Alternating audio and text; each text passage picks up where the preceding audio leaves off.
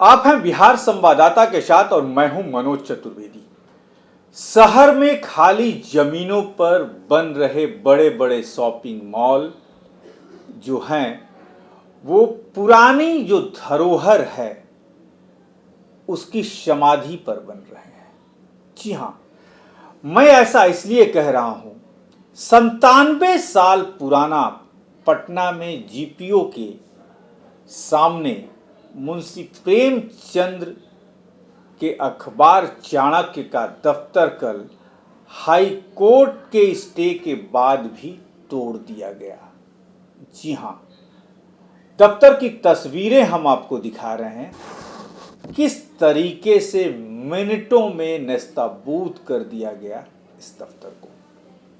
सरकार ने कभी ये नहीं सोचा कि जो मुंशी प्रेमचंद ने अपनी तमाम साहित्यिक रचनाओं से समाज को आईना दिखाया, उसी प्रेमचंद के अखबार के दफ्तर चाणक्य को, वो भी 97 साल पुराना दफ्तर, सरकार ने तोड़वा दिया। क्योंकि वहां पे बड़ा मल्टी कॉम्प्लेक्स से लेकर बस अड्डा, गाड़ियों को रखने के लिए जगह बनाई जा रही है। हम बता दें आपको कि पूरा वाकया क्या है। शनिवार का दिन पटना के लिए दबंगई के रूप में जाना जाएगा और एक काले अध्याय के रूप में याद किया जाएगा। प्रशासन ने न्यायालय में मामला विचाराधीन होने तथा स्टेटस होने के बाद भी मुंशी प्रेमचंद्र के 97 वर्ष हिंदी साप्ताहिक समाचार पत्र चाणक्य के कार्यालय को बुलडोजर से ध्वस्त कर दिया। हाईकोर्ट द्वारा स्टेटस को देने के बावजूद भवन को तोड़े जाने की कार्रवाई की निंदा चारों तरफ तो हो ही रही है।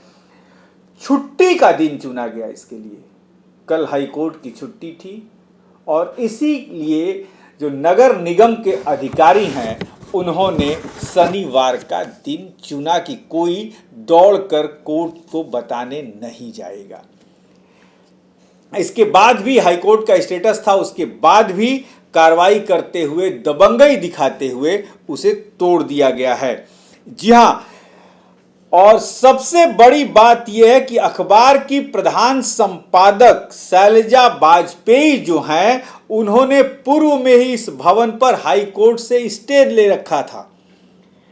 बाद में हाईकोर्ट के जज सत्यव्रत वर्मा की डबल बेंच द्वारा भी मामले को यथास्थिति में बनाए रखा गया था और इसी बीच 11 अगस्त 23 को चीफ जस्टिस की बेंच में इस पर 1.5 घंटे सुनवाई चली तथा जजमेंट को रिजर्व कर लिया गया था।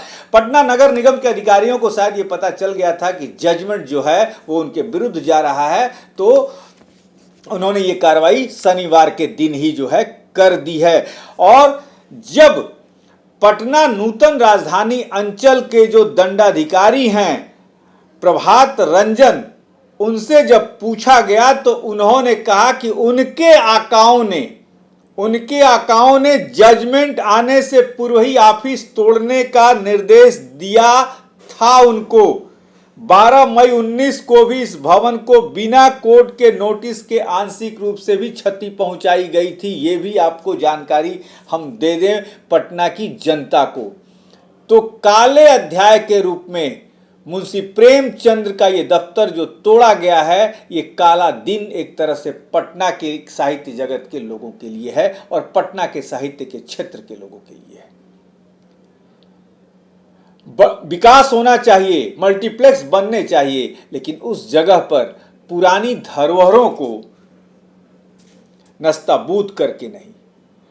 हमने एक सांसद अरुण कुमार से बात की, क्या कुछ कहा उन्होंने इस पर, सुनवाते हैं आपको। हेलो। हाँ सर नमस्कार, मनोज चतुर्वेदी। हाँ नमस्कार। पटना में है सर, बाहर हैं? बाहर हैं सर। एक खबर आपको देते हैं, जरा आपकी टिप्पणी फोन पे ही लेना चाहेंगे। आपको पता होगा मुंशी प्रेमचंद्र का 97 साल पुराना एक अखबार का दफ्तर हुआ करता था जीपीओ के सामने, और उस हाई कोर्ट का जजमेंट जो है वो आने के पहले ही कल उसे तोड़ दिया गया है जबरदस्ती एक तरह से। तो क्या ये हो रहा है, जो पुरानी धरोहर पटना में है उस पर नया मॉल खड़ा करने के लिए और तमाम बिल्डिंगें खड़ी करने के लिए पुरानी धरोहरों को तोड़ा जा रहा है? हम्म। जी, क्या कहना है आपका इस पर? हाँ बिल्कुल, पुरानी धरोहर को लोग हर कीमत पर महफूज रखता है जी और ये सरकार पुरानी धरोहरों को मॉल की संस्कृति में बदलना चाहता है। ये दुखद है, दुर्भाग्यपूर्ण है। जी और वह भी खासकर मुंशी प्रेमचंद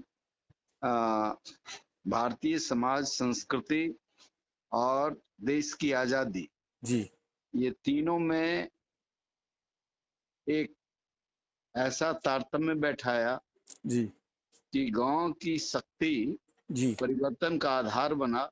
एक तरफ सामाजिक परिवर्तन और दूसरे तरफ राजनीतिक परिवर्तन, जी दोनों का आधार बना।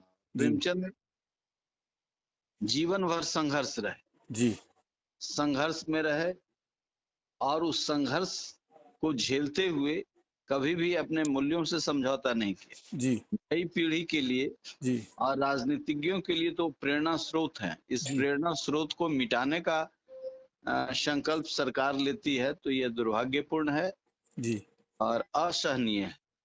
अरुण जी, सबसे बड़ी बात है कि हाई कोर्ट का इस पे स्टे लगा था और उसके बाद भी कल शनिवार था, कल छुट्टी का एक तरह से दिन था कि हाई कोर्ट कल नहीं खुला था और इसमें प्रशासन के मतलब पटना नगर निगम के लोग जाकर जबरदस्ती तोड़ दिए हैं, जबकि उसको अभी उसकी देखरेख जो करती थी शैलजा वाजपेयी, उन्होंने सब कुछ मामला बताया। यानी कि प्रशासन एक तरह से दबंगई पर उतर आया है, जिस बिल्डिंग को चाहे तोड़ दो, छुट्टी के दिन कुछ नहीं होगा। देखिए, अनैतिक कार्य जो होते हैं जी और जो गैर कानूनी काम होते हैं जी वो ऐसे ही दिन में होते हैं कि छुट्टी का हो, दफ्तर खुला नहीं हो, कोई न्यायपालिका में न जाए। ये सरकार की दबंगई है जी और सरकार को डेमोक्रेट होना चाहिए, इशूज बेस्ड होना चाहिए, जी कानून के प्रति सजग होना चाहिए। लेकिन ये जो हुआ है ये उचित नहीं है किसी भी तरीके से। बहुत बहुत धन्यवाद सर, बहुत बहुत धन्यवाद। तो आपने सुना, ये थे अरुण कुमार, एक्स एमपी जहानाबाद से। उन्होंने कहा कि सरकार जो है वो दमनकारी नीति पर उतर आई है और मुंशी प्रेमचंद जैसे साहित्यकार का दफ्तर तोड़ दिया जाना ये बहुत बड़ी बात है और ये निश्चित तौर पर बिहारवासियों के लिए काले दिन के रूप में है। ऐसी तमाम खबरों के लिए आप बने रहिए हमारे साथ, हमें दीजिए इजाजत।